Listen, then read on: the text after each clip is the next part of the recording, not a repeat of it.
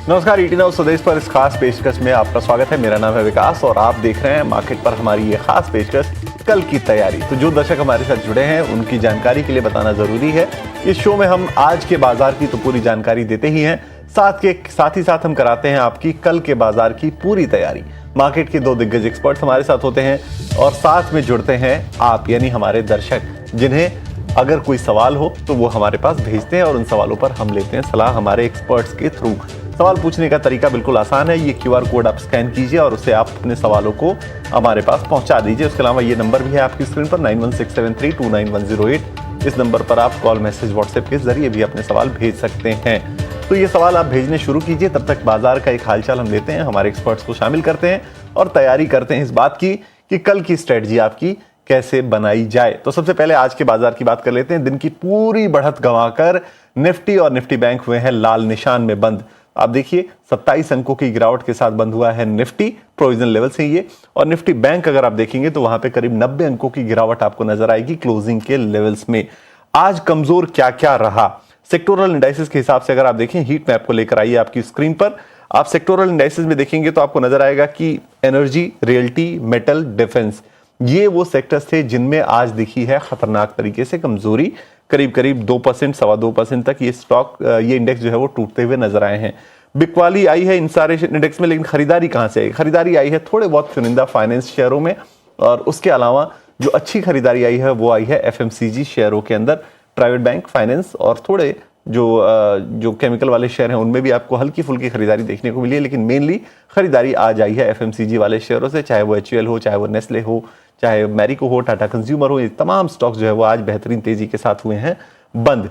तो आप देखिए पूरी बढ़त गंवाकर जब निफ्टी बंद हुआ है बाजार में, तो कल क्या होगा अब निफ्टी के अंदर, ये समझना बहुत जरूरी है। क्या कल हम रिकवरी देखेंगे या ये गिरावट बढ़ती हुई नजर आएगी? इन चीजों पर बातचीत करते हैं और हमारे जो मेहमान हैं उन्हें भी इस शो के दौरान शामिल करते हैं। हमारे साथ दो मेहमान आज जुड़ रहे हैं। हमारे साथ नितिलेश पावस्कर जुड़ रहे हैं, इंडिविजुअल रिसर्च एनालिस्ट हैं, और साथ में MOFSL से हमारे साथ स्नेहा पोद्दार जुड़ रही हैं। आप दोनों का बहुत स्वागत है ईटी नाउ स्वदेश पर और बहुत शुक्रिया आपने समय निकाला है। स्नेहा जी, मैं पहले आपके पास आऊंगा। बाजार को आज आपने कैसे रीड किया? आज जो पूरी बढ़त थी, हम गंवाकर बंद हुए हैं, बहुत ज्यादा चिंता तो अब रह नहीं गई है ओवरऑल। अगर जियोपॉलिटिकल फ्रंट पर भी देखें तो थोड़ा मामला सेटल होता हुआ ही नजर आ रहा है। ठीक है, अपाचे हेलीकॉप्टर एक गिरा दिया ईरान ने, उसके बाद ट्रंप ने जवाबी कार्रवाई की बात की, लेकिन ये छिटपुट चीजें चल रही हैं ओवरऑल। हर स्टेटमेंट के बाद, हर धमकी के बाद ट्रंप ये कह देते हैं कि ईरान के साथ बातचीत हमारी पॉजिटिव चल रही है। इस वक्त बाजार को लेकर क्या परेशानी है जो चलने नहीं दे रही है बाजार को? हाय, गुड आफ्टरनून।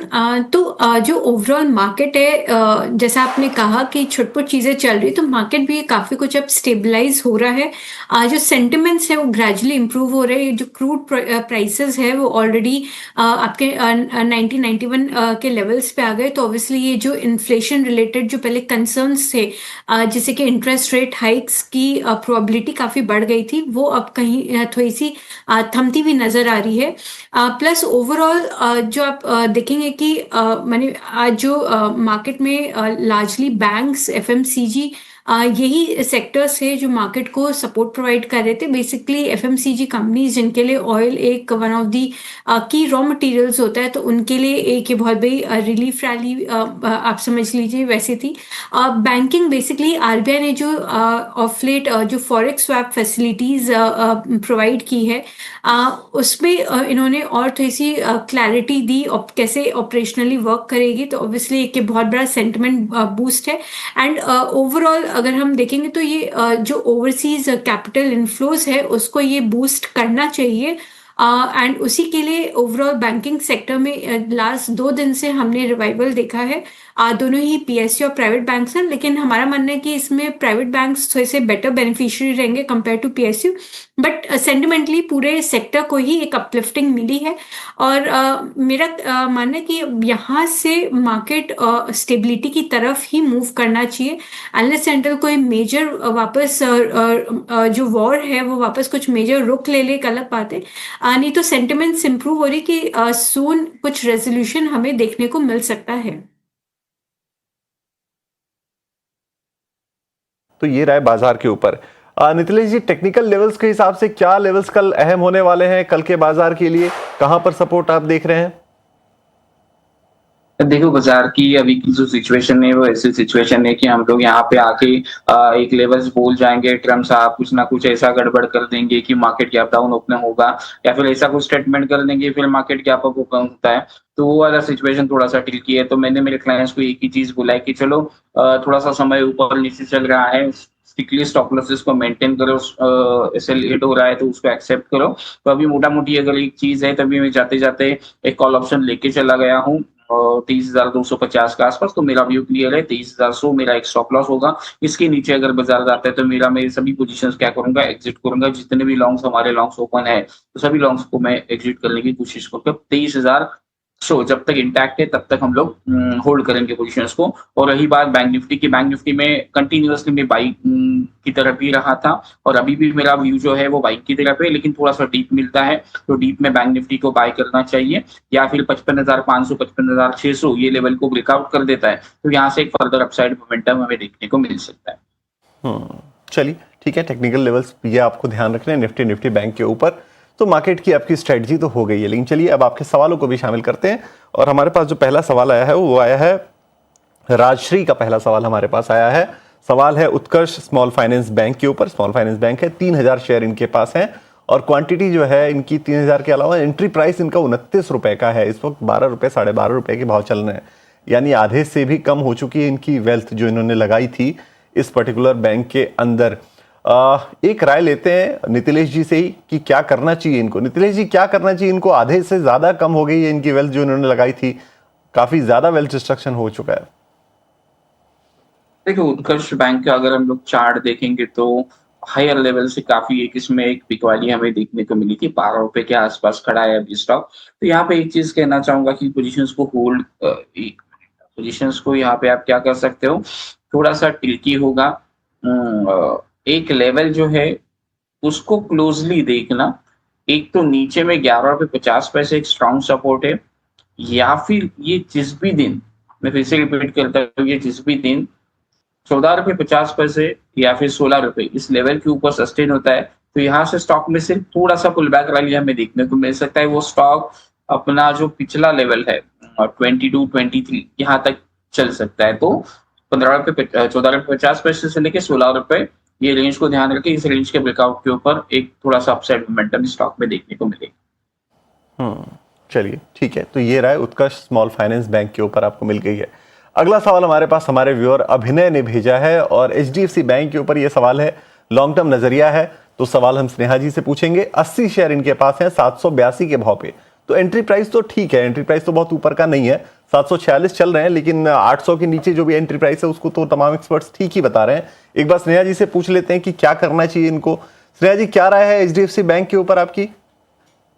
देखिए HDFC bank long term point of view से पॉजिटिव ही है, और प्लस जो रिसेंट अभी आरबीआई की जो मैंने डेवलपमेंट की बात भी की थी, तो वो जो फॉरेन कैपिटल इनफ्लोज है उसको बूस्ट भी करेगा, और उसमें HDFC bank one of the best contender है जो कि बेनिफिट करेंगे। और प्लस एचडीएफसी बैंक के जो नंबर्स है वो टिल लास्ट ईयर, मैंने लास्ट 2 साल से basically post merger with HDFC एक वैसे कंसोलिडेशन फेज में बैंक चली गई थी, बट अब पोस्ट मर्जर जो उनकी सिनर्जी बेनिफिट्स है अब वो लास्ट 1-2 क्वार्टर से नंबर्स में रिफ्लेक्ट करनी स्टार्ट हुई है, जो FY27 में अब फुल फ्लेजेड रिफ्लेक्ट करनी चाहिए।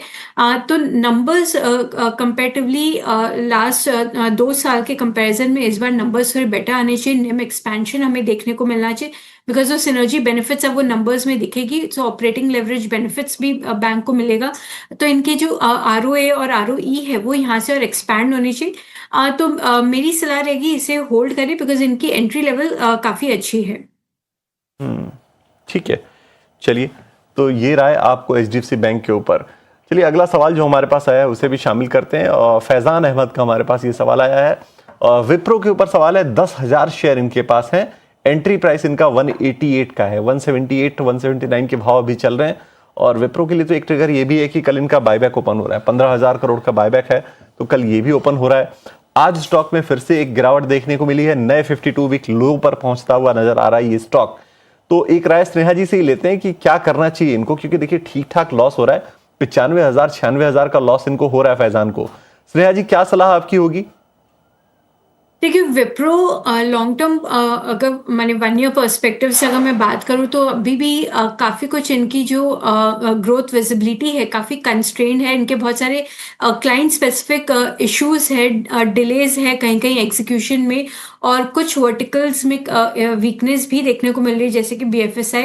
तो मैंने हम कह सकते हैं कि ओवरऑल इनकी डील पाइपलाइन हेल्दी है, बट इन इश्यूज के कारण ये हेडविंड्स बने रहेंगे स्टॉक पे, और स्टॉक अभी कंसोलिडेशन मोड में या थोड़ा सा वीकनेस ही आप एक्सपेक्ट कर सकते हैं। प्लस जो AI डिस्ट्रप्शन के कारण ऑलरेडी प्रेशर बना हुआ है वो प्रेशर कंटिन्यू होगा जब तक इनके बिजनेस मॉडल्स AI रेडी नहीं हो जाते और इन्हें न्यू ऑर्डर्स AI फ्रंट में नहीं मिलने स्टार्ट हो जाते, तो ये प्रेशर बना रहेगा। तो मेरी राय है कि अभी आप विप्रो एंड इनफैक्ट पूरे IT सेक्टर से एटलीस्ट कुछ क्वार्टर दूर ही रहिए। एक बार जब थोड़ी सी क्लैरिटी इमर्ज होने लगे कि इनके बिजनेस मॉडल्स अब AI रेडी है, तो फिर इनमें निवेश करना सही रहेगा। अभी के लिए अवॉइड बेटर है। चलिए, फिलहाल के लिए अवॉइड करने की राय है। आप बेहतर ये होगा कि विप्रो से अभी फिलहाल जो है वो अवॉइड करें, दूर रहें, फिलहाल ये सलाह है।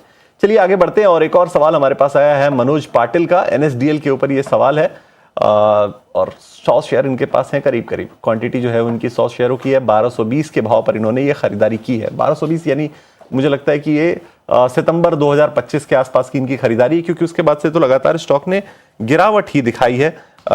इस साल का जो 52 वीक हाई है, अच्छा नहीं 52 वीक हाई 1425 का है, ठीक है, तो इनकी खरीदारी इस साल के अंदर की भी हो सकती है।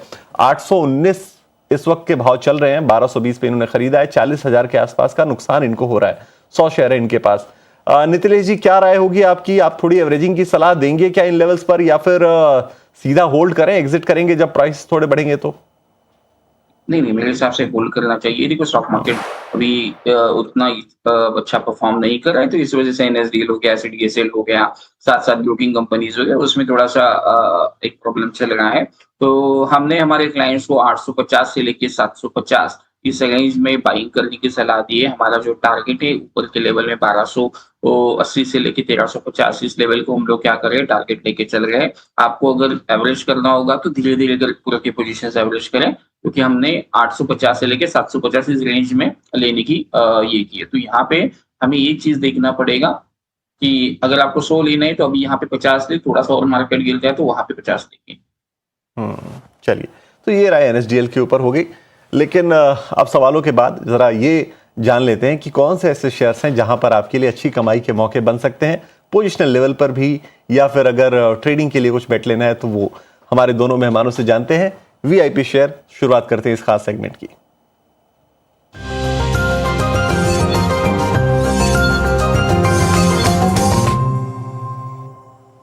श्रेया जी, पहले मैं आपके पास आऊंगा। VIP share, value investment picks, ऐसे शेयर जहां वैल्यू छिपी है, और अगर पोजिशनल लेवल पे देखें या फिर लॉन्ग टर्म के हिसाब से देखें तो वो भी स्टॉक हो सकते हैं, या फिर कोई हो सकता है कि 2-4 दिन के ट्रेड के हिसाब से। आपने क्या स्ट्रेटजी चुनी आज हमारे व्यूअर्स के लिए? मैंने दोनों ही स्टॉक बैंकिंग सेक्टर से लिए हैं, because banking sector overall valuation wise बहुत ही कंफर्टेबल लेवल्स पे है, एंड बैंक्स लास्ट कुछ महीनों से कंसोलिडेशन मोड में था। तो मेरी सबसे पहली पिक है RBL बैंक। RBL बैंक में एमिरेट्स के जो नए कैपिटल इन्फ्यूजन हुए हैं Q1 FY27 में, वो बैंक के ओवरऑल कैपिटल को स्ट्रेंथन करता है, और जिससे कि इनकी लोन ग्रोथ काफ़ी फास्ट होगी एंड ओवरऑल इनकी फंडिंग कॉस्ट को नीचे आने में भी हेल्प करेगा। ये ओवरऑल जो न्यू लोन ग्रोथ जो हो रही है इस ये ऑलरेडी इनके नंबर्स में थोड़े थोड़े रिफ्लेक्ट करने स्टार्ट हो गए हैं जब से मैनेजमेंट चेंज हुआ है।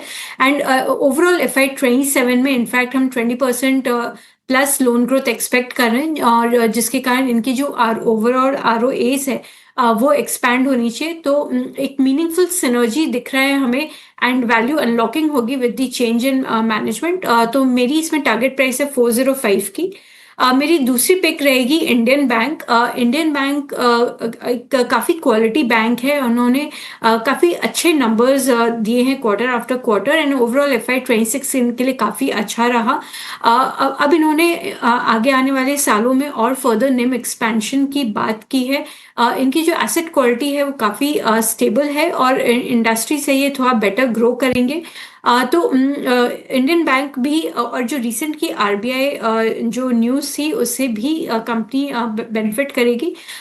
सो इंडियन बैंक को मैं रिकमेंड करूंगी with a target price of 1025। चलिए ठीक है, तो आरबीएल बैंक, इंडियन बैंक, दो स्टॉक्स आ गए। नीतिलेश जी के पास चलते हैं। नीतिलेश जी, क्या आप सजेस्ट कर रहे हैं हमारे व्यूअर्स को और क्या ड्यूरेशन होगा उसका? देखिए, मैं डाबर के साथ लॉन्ग जाना पसंद करूंगा। डाबर में अगर हम कुछ देखेंगे तो 400 से लेके 420 एक रेंज काफी अच्छा स्ट्रॉन्ग सपोर्ट माना जा रहा है। तो मेरे हिसाब से डाबर को इसी रेंज में 420 से लेके 425 इस रेंज में बाइंग करके चले, 410 का एक स्टॉप लॉस मेंटेन करे और ऊपर में टारगेट प्लान करेंगे 460 का। 460 अगर ये मेंटेन कर देता है और इसके ऊपर निकलता है तो थोड़ा सा और टारगेट हम लोग रिवाइज करके 560 तक भी लेके चल सकते हैं। तो ये मेरा व्यू है और डाबर की। ठीक है, चलिए, तो डाबर इंडिया, तो तीन stocks, RBL bank, Indian bank और डाबर इंडिया, ये तीनों स्टॉक्स हमारे मेहमानों की तरफ से।